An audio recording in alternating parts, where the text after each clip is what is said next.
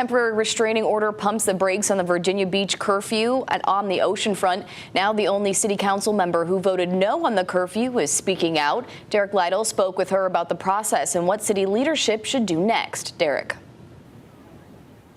Yeah, I talked with a lot of people in the oceanfront community, and they call it a failed experiment by city leadership, almost even calling it embarrassing, that attempted curfew. Now, I talked to Jennifer Rouse. She was the only council member to vote no. She says they need to use it as a learning opportunity.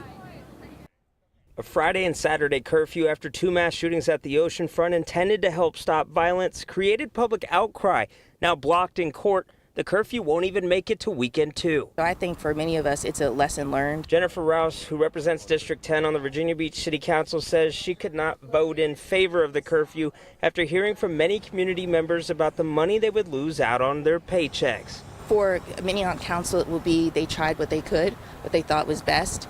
The courts ultimately decided to overturn it. She says, well, they felt the need to do something. All three options, gun-free zones, curfew, or a total shutdown, all came with legal implications, as seen when a judge granted a temporary restraining order against the curfew Thursday.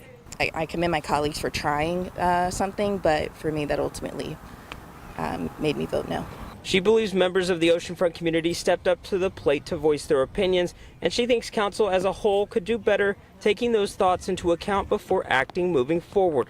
The community is active. We need, as a council and leadership, to be engaged with them, with young adults, with teenagers, stakeholders at the oceanfront, but really across the city, because this isn't just a Virginia Beach issue. This is around our city and really our region. With a weekend of discounted food and drinks and many activities, including the rodeo ahead, Rouse believes all the options will help keep things peaceful, as roughly 250 law enforcement officers will be monitoring the streets of the oceanfront throughout the weekend. It'll bring people to the beach, but a sense of order to the beach, because there's activity and something where people can focus their attention. So, ultimately, we're doing the best we can.